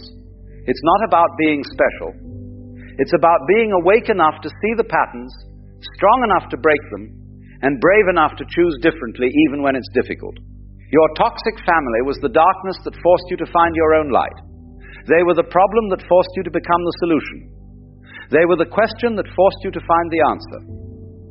And the answer you found, the light you discovered, it's not just for you. So yes, being born into a toxic family is a gift. Not because the toxicity was good, but because it forced you to become who you really are. It forced you to wake up when you might have slept through your entire life. It forced you to question when you might have simply accepted. It forced you to choose when you might have simply followed. And now, having done all that work, having climbed that mountain, having discovered that light within yourself, you stand as proof that transformation is possible, that breaking cycles is possible, that awakening is possible. Not despite the difficulties, but because of them. This is the great gift. This is why you were placed exactly where you were placed.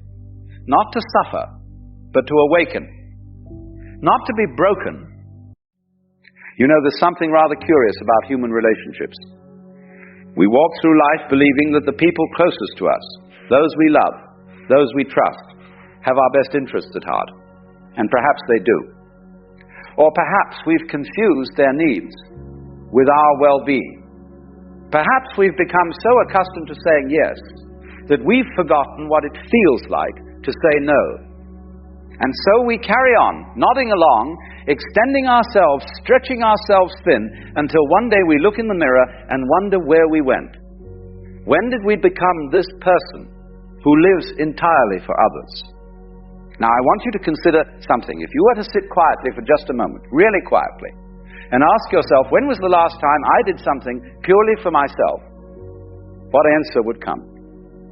Would it be last week, last month, last year? Or would you discover, with a touch of sadness, that you can't quite remember, because somewhere along the way, you stopped mattering to yourself. You became a resource, a solution. A pair of hands to fix what others have broken, and nobody asked if you were tired. Nobody wondered if you needed rest. They simply assumed you'd always be there, ready to give, ready to help, ready to sacrifice.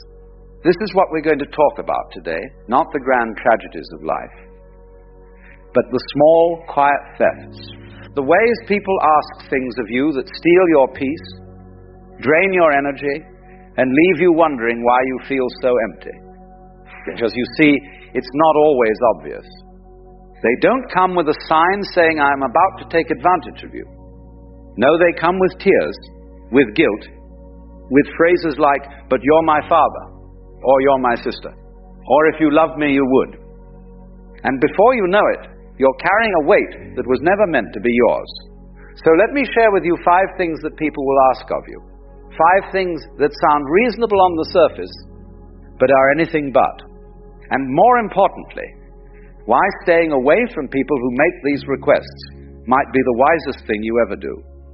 the first thing people will ask is for you to carry their responsibilities as if they were your own. Have you noticed this pattern? Someone close to you, perhaps a son, a daughter, a sibling, comes to you with a problem. Not just any problem, but their problem. And they present it in such a way that suddenly it becomes your emergency. They say things like, I don't know what to do, or I'm really struggling, or can you help me? And because you love them, because you want to be helpful, you step in. You offer advice, you offer money, you offer your time. And what begins as a single favor becomes a permanent arrangement. Before long, you're not just helping. You're doing it for them. You're making their phone calls. You're covering their bills. You're raising their children while they go off to live their lives. And when you dare to suggest that perhaps they should handle some of this themselves, you're met with shock, with hurt feelings, with accusations of being selfish or uncaring. How dare you withdraw your support? Don't you know they need you? Let me ask you something. When did their inability to manage their own life become your life sentence? Because that's what it is, isn't it? You sacrifice your rest, your comfort, your dreams, all so they can continue avoiding what they should have faced long ago. Their own responsibilities. Think of it like this. Imagine you're walking along a path carrying your own backpack. It's heavy enough.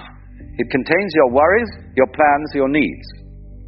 And then someone comes along and says, here, can you carry mine too? Just for a little while. So you take it, because you're kind. But then another person appears, and another, and another, and before you know it, you're bent double under the weight of everyone else's baggage while they walk freely ahead, unencumbered, expecting you to keep up. This is not help. This is exploitation dressed up as love. And the cruelest part is that the more you give, the more they expect. They don't see your struggle because they're too busy enjoying their freedom. And when you finally collapse from exhaustion, they won't be there to pick you up. They'll be puzzled, perhaps even annoyed, that you can no longer serve them. You are not a support system for adults who refuse to support themselves. You are not a safety net for people who keep jumping off cliffs expecting you to catch them. At some point, and that point is now, you have to ask yourself why you're doing this. Is it really love? Or is it fear? Fear of being seen as selfish? Fear of being disliked? Fear of setting a boundary and watching them walk away. But here's what they don't tell you. The people who walk away when you set boundaries are the same people who were never truly there for you in the first place. They were there for what you could provide. And the moment you stop providing, the relationship ends, which tells you everything you need to know about its true nature. So let me be very clear. If someone is asking you to carry what they should be carrying themselves, if they're turning their problems into your problems, if they're making you responsible for their happiness, their finances, their choices, you have every right to say no. Not maybe, not we'll see, no. Because your life is not a rescue mission for people who won't save themselves. The second thing people will ask is to borrow money with no intention of returning it. Oh, this is a delicate one, isn't it? Because money and relationships, they mix like oil and water. Someone you care about approaches you, they're in trouble, they need money. Not a lot, they say, just enough to get by. Just to cover this bill or that emergency or this one-time situation, and they absolutely promise they'll pay you back. Next week, next month, as soon as things get better. So you lend it because you want to help, because you believe their promise, because you think, well, if I were in their position, I'd hope someone would help me. And at first it feels good. You've solved their problem. You've been the hero. You've proved your love. But then something interesting happens. Or rather, something doesn't happen. The money doesn't come back. And when you gently mention it, they look hurt. They remind you of their struggles. They suggest that you're being insensitive bringing it up. Or they promise again, soon, very soon. and you believe them because you want to believe them. Months pass, maybe years, and that money you lent has vanished into a black hole. But worse than losing the money is what you've lost in the relationship, because now there's tension, there's resentment. Every time you see them, you think about what they owe you, and they know you're thinking about it. And instead of addressing it honestly, they avoid you, or they act as if nothing happened, or they ask to borrow more. Let me tell you what's really happening here. When someone borrows money with no real plan to return it, they're not borrowing, they're taking. And they're counting on your discomfort with conflict to let them get away with it. They know that bringing up money feels vulgar, feels cheap, feels like you're putting dollars above relationship. So they use your own values against you. Your generosity, your kindness, your reluctance to make things awkward. But think about this. If they truly valued the relationship, would they put it at risk by taking your money? If they truly respected you, would they make promises they have no intention of keeping? Of course not. What they're really saying is that their temporary comfort matters more than your financial security, that their wants outweigh your needs, that you exist as a bank they can withdraw from without ever making a deposit. And here's the painful truth. Lending money rarely solves the real problem, because if someone is in financial trouble, a loan from you is just a patch. It might cover this month's crisis, but it won't fix the behavior that created the crisis in the first place. Next month, there will be another emergency, another need, another request. And if you've already lent once, they'll see you as an easy target, a reliable source, someone who can't say no. Now, some of you might be thinking, but what if it's a real emergency? What if they genuinely need help? And I would say this. There's a difference between helping someone in crisis and enabling someone's pattern. A real emergency is rare. It's the medical bill that comes out of nowhere, the car breaking down when they need it for work, the unexpected loss of income through no fault of their own. And even then, even in genuine emergencies, a person of integrity will do everything in their power to repay you. They'll set up a plan. They'll make regular payments, even small ones. But if someone is coming to you regularly, if their life seems to be one emergency after another, if they always need just a little more to get by, then you're not dealing with bad luck. You're dealing with bad choices, and your money won't fix that. It will only postpone the inevitable moment when they have to face their own patterns and change them. So what do? You protect yourself. You recognize that lending money to people who won't return it is not generosity, it's foolishness. And you have worked too hard, sacrificed too much, to watch your savings disappear into someone else's bottomless need. Your financial security is not a negotiable item. Your peace of mind is not for sale, and anyone who asks you to risk either is not thinking about your well-being. They're thinking only of themselves. If someone truly needs help, there are other ways to provide it. You can offer advice. You can help them create a budget. You can point them toward resources. But handing over money, especially significant amounts, especially without a clear agreement about repayment, is asking for trouble. And at this stage of your life, trouble is the last thing you need. The third thing people will ask is for you to choose sides in conflicts that have nothing to do with you. This one is particularly insidious because it comes wrapped in loyalty. Someone you love is fighting with someone else you love. Maybe it's your children arguing with each other. Maybe it's a sibling feud. Maybe it's extended family drama. And suddenly, you're pulled in. They come to you, each side, each person, presenting their case, explaining why they're right and the other is wrong. And then comes the question, the trap. Whose side are you on? What a terrible position to be in. Because the moment you choose, you lose. If you side with one, you alienate the other. If you try to stay neutral, both sides accuse you of not caring. And if you attempt to mediate, to bring peace, you often end up blamed by everyone when the peace doesn't hold. Let me tell you what's happening here. These people are not really asking for your wisdom or your help. They're asking you to validate their position. They want you to confirm that they're the victim, that they're justified, that the other person is entirely at fault. And by pulling you in, they're trying to build an army, trying to gather supporters, trying to win not through being right, but through having more people on their side. But think about this carefully. What do you gain by getting involved, even if you successfully mediate and bring temporary peace? What have you really accomplished? Because people who are truly ready to resolve their conflicts will resolve them with or without you. And people who aren't ready will simply fight again, probably over something just as trivial, and once again expect you to referee. Meanwhile, what do you lose? Your peace, your neutrality, your ability to love both parties without reservation. Because once you've taken a side, once you've said this one is right and that one is wrong, you've created a division that may never fully heal. Every future interaction will be colored by that choice. Every holiday gathering will carry tension.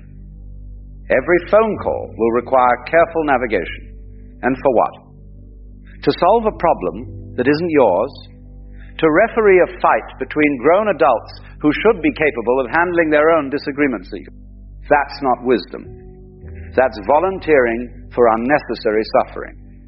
There's an old saying, when two people are fighting, the third person who gets involved gets hit by both. And it's true. Because no matter how carefully you try to be fair, no matter how much you try to see both sides, at some point each person will feel you didn't support them enough. Each will remember not what you did for them, but what you didn't do. And your reward for trying to help will be resentment from all directions. So what's the answer? Simple. Don't get involved. When someone comes to you with their grievances, you listen. You acknowledge their feelings. But you do not take sides. You do not become their champion. You do not carry messages back and forth between warring parties like some kind of emotional postal service. You say, with kindness but firmness, this is between you and them. I love you both. I'm not taking sides. Work it out yourselves. Will they like this answer? Probably not. They may push back.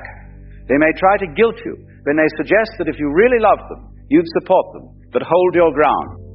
Because what you're really doing is respecting everyone involved. You're respecting their ability to solve their own problems. You're respecting the relationship by not poisoning it with resentment. And most importantly, you're respecting yourself by refusing to be used as a weapon in someone else's war. Your job at this stage of life is not to fix every broken relationship in your family. Your job is to maintain your own peace. To love people without becoming entangled in their drama. To be available without being involved. And that requires boundaries. The clear, firm, loving boundaries that say, I care about you, but I won't be pulled into this. The fourth thing people will ask is for you to change who you are to make them comfortable. Now we're getting to something really interesting. Because this request comes in many forms. Sometimes it's direct, sometimes it's subtle. But the message is always the same. You are too much, or not enough, or wrong, or outdated, or embarrassing. And they, in their infinite wisdom, know how you should be instead. Maybe it's your clothing. They say you dress too old-fashioned, or too young, or too bright, or too plain. Maybe it's your opinions. They want you to stop talking about certain things, stop holding certain views, stop being so set in your ways. Maybe it's your hobbies. They think what you enjoy is silly, or boring, or beneath you. Or maybe it's bigger than that. Maybe they want you to change your entire lifestyle, move somewhere else, live differently, be different. And here's what makes this particularly painful. These requests usually come from people who claim to love you. They're not strangers criticizing you from a distance. They're family, close friends, people whose opinions you value, and they frame their demands as concern. They say they're worried about you. They say they just want what's best. They say if you'd only change this one thing, everything would be better. But let me ask you something. Better for whom? Because when someone asks you to change something fundamental about yourself, they're not thinking about your happiness. They're thinking about theirs. They're uncomfortable with who you are. They're embarrassed by you. Or they have some image in their mind of who you should be, and you're not matching it. And rather than accepting you as you are, they want to reshape you into something more convenient for them. Think about what they're really asking. They're asking you to pretend, to put on a mask, to hide the parts of yourself that make you unique. They're asking you to trade your authenticity for their approval. And that's not a fair trade. That's not even close to a fair trade. Because who are you without your quirks, without your preferences, without the things that light you up and make you who you are? Here's what's fascinating. The people who ask you to change are often the ones who haven't done much changing themselves. They haven't examined their own lives. They haven't questioned their own assumptions.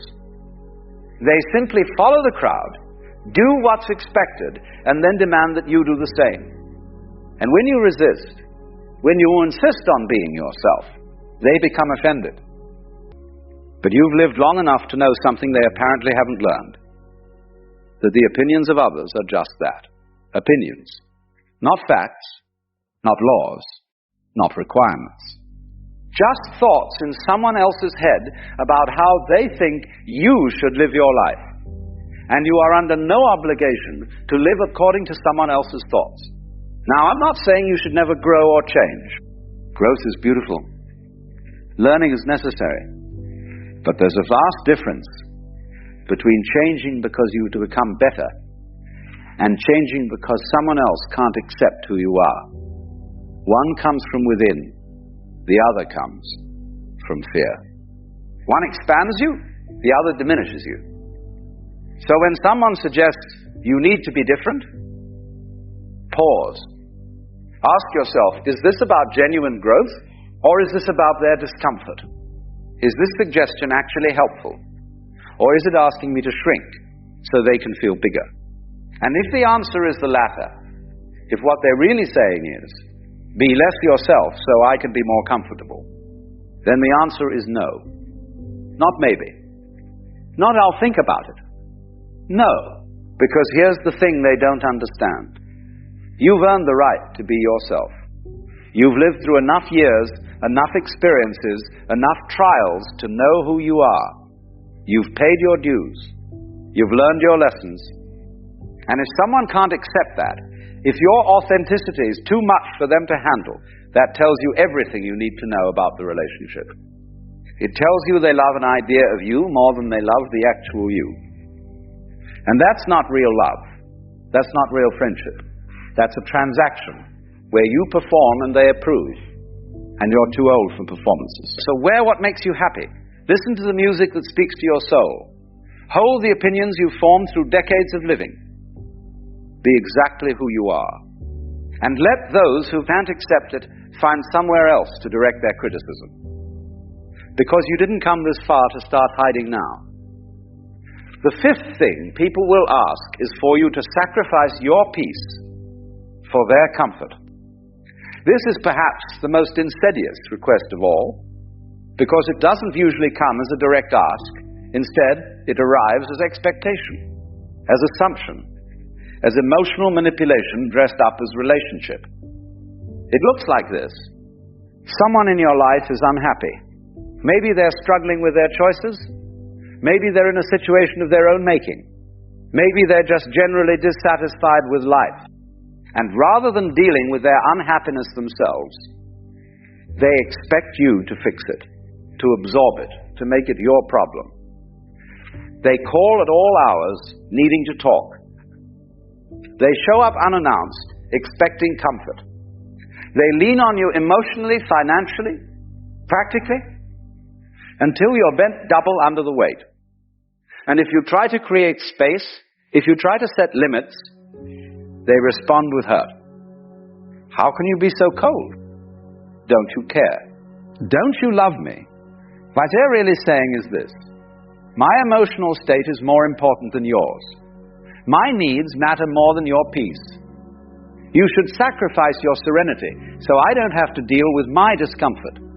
And that's not a reasonable ask. That's emotional tyranny. Because let me be clear about something. You cannot carry someone else's emotional burdens without drowning in them. You cannot fix another person's unhappiness. You cannot love them enough, help them enough, sacrifice enough to make them whole. That work, that deep internal work of finding peace and contentment, that's their job, not yours. But many people, especially those who've spent their lives caring for others, fall into this trap. They think love means endless availability. They think caring means never saying no. They think if they just try hard enough, give enough, sacrifice enough, they can save the other person from their pain. But it doesn't work that way. Because what you're really teaching them is that they don't have to take responsibility for their own emotional life. You become their crutch, their emotional support animal. And the more you provide, the more they lean, until you're both falling down. So here's what needs to happen. You need to protect your peace like it's the most precious thing you own, because it is. Peace of mind, calm, the ability to wake up without dread, to move through your day without constant anxiety. That's not a luxury. That's life itself. And anyone who asks you to give it up for their sake is asking too much. This doesn't mean you stop caring. It doesn't mean you become cold or distant. It means you love people without losing yourself. You support them without drowning in their problems. You care without carrying what they should be carrying themselves. And when they push back, when they accuse you of being selfish or uncaring, you stand firm, because you know the truth. Taking care of yourself is not selfish, it's necessary. And anyone who truly loves you would want you to have peace, not give it away. So there you have it. 5 things people will ask of you that you must refuse. To carry their responsibilities, to lend money you'll never see again, to choose sides in their conflicts, to change who you are, to sacrifice your peace for their comfort. And if you're wondering how to actually do this, how to say no when you've spent a lifetime saying yes, here's your answer. You do it with love, but you do it firmly. You don't explain endlessly. You don't justify. You don't negotiate. You simply state your boundary, and then you hold it. Because here's what nobody tells you. The people who respect you will accept your boundaries. They might not like them. They might be disappointed. But they'll respect them. And the people who don't respect your boundaries, well, they've just shown you who they really are. And that's valuable information. You've lived long enough to know that life is short. That time is precious. That peace once lost is hard to regain. So protect it. Guard it. Refuse to give it away for any reason to any person, no matter how much they claim to need it. Your life belongs to you, not to their expectations, not to their demands, not to their comfort, to you. And the most radical thing you can do it yourselves is simply live it on your own terms.